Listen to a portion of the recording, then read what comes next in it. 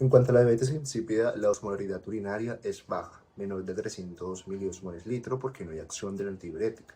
Entonces no se reabsorbe agua en el túbulo colector y se elimina orina muy diluida. La osmolaridad plasmática es alta, mayor o igual a 295 miliosmoles litro. Al perder tanta agua por la orina, el plasma queda mucho más concentrado. No se reabsorbe agua en los riñones porque la antidiurética no está o no actúa. Por eso no se abren los canales de agua y el riñón no puede recuperarla. Se elimina mucha agua en la orina y esto causa poliuria. La orina es abundante, pero es muy diluida. En cuanto al sodio plasmático, está más o menos mayor o igual a 145 mil equivalentes litro, porque se pierde agua, pero no se pierde sodio. Entonces, el sodio se concentra mucho más en la sangre y esto se llama hipernatremia.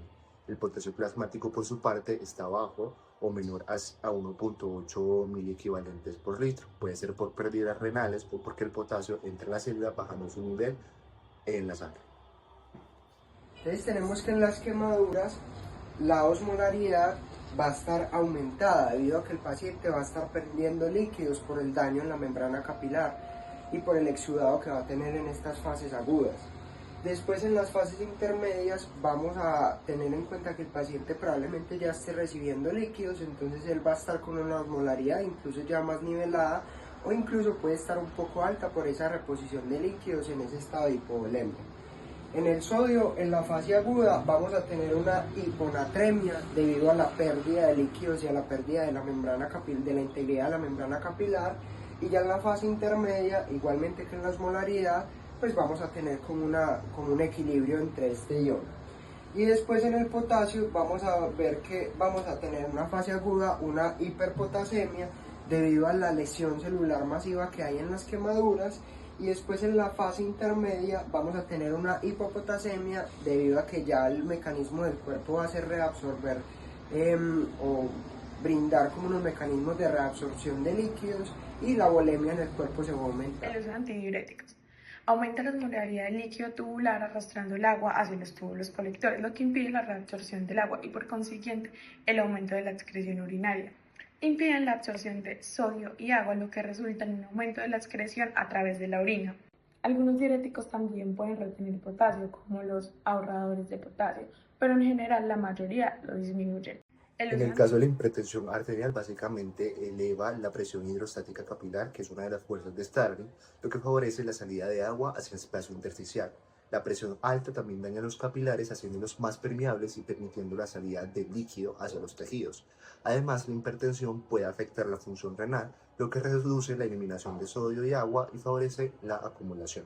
En cuanto a la hipoproteinemia, la baja concentración de proteínas plasmáticas, especialmente la albúmina, disminuye la presión oncótica, que normalmente retiene el líquido dentro de los vasos.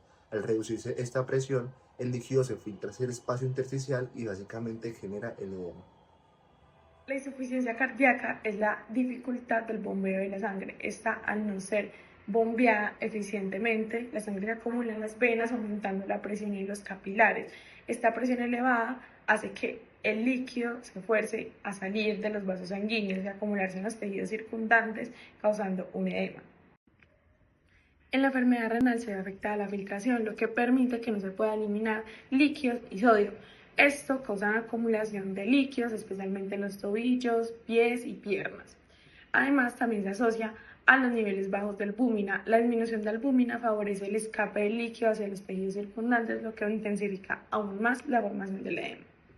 Ahora hablaremos del mecanismo de acción de algunos diuréticos. Primero, diurético de asa. Este actúa inhibiendo el cotransportador sodio-potasio, dos cloruros en la rama ascendente de la asa de Henle, esto impidiendo la reabsorción del sodio, cloro y potasio, y como consecuencia se va a incrementar la excreción de agua, sodio, cloro, potasio, calcio y magnesio.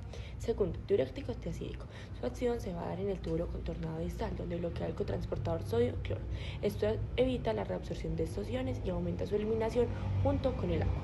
A diferencia de los ASA, estos van a conservar el calcio, ya que activan un intercambiador sodio-calcio que va a favorecer su reabsorción nuevamente hacia la sangre. Tercero, diuréticos ahorradores de potasio. Estos actúan bloqueando los receptores de aldosterona o los canales de sodio en el túbulo colector y de esta manera van a reducir la excreción de potasio, ayudando a mantener sus niveles en sangre. Por otro lado, tenemos los diuréticos osmóticos, que básicamente aumentan la osmolaridad del filtrado en los túbulos renales, impidiendo que el agua sea reabsorbida. Al quedarse en el túbulo, atraen agua por ósmosis, aumentando el volumen urinario. No actúan directamente sobre transportadores, por lo que su efecto depende totalmente del flujo renal.